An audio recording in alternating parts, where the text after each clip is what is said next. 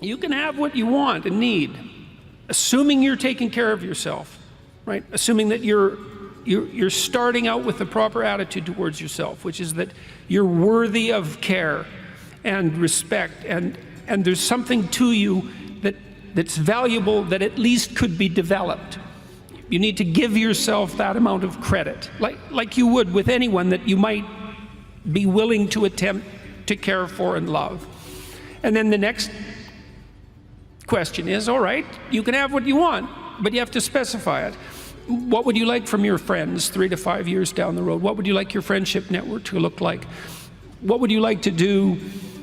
How would you like your career to shape itself? How are you going to take care of your family?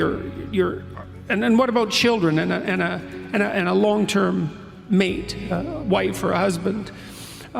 What are you going to do with your time outside of work that's useful and engaging and meaningful and productive? How are you going to take care of yourself mentally and physically? And how are you going to withstand temptation so that it doesn't take you down in the particular way that temptation might take you down? And so you're asked to write a few sentences, not to be obsessive about it, but to sketch it out like a bad first draft, you know? And then you're asked to write for 15 minutes. It's like, okay, it's 3 to 5 years down the road, and you have what you need and want to make your life what it needs to be, so that you can be a good person in the face of the suffering of life. What does it look like? And then we ask people to do the contrary, which I think is also useful, which is, all right, well, consider for a moment the multitude of your faults and the direction those faults could pull you in. And everyone knows that. Everyone has a sense of how they would fall apart in their own particular manner, with their own particular weaknesses.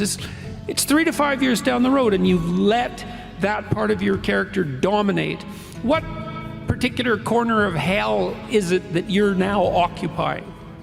And so now you have something to aim at. You have a purpose, right? And that's motivating. People need a purpose in life. You need a purpose neurochemically, because without a purpose, you don't feel any positive motivation or any positive emotion. Like, our positive emotion is linked to our pursuit of valuable goals. That's how our brains are set up.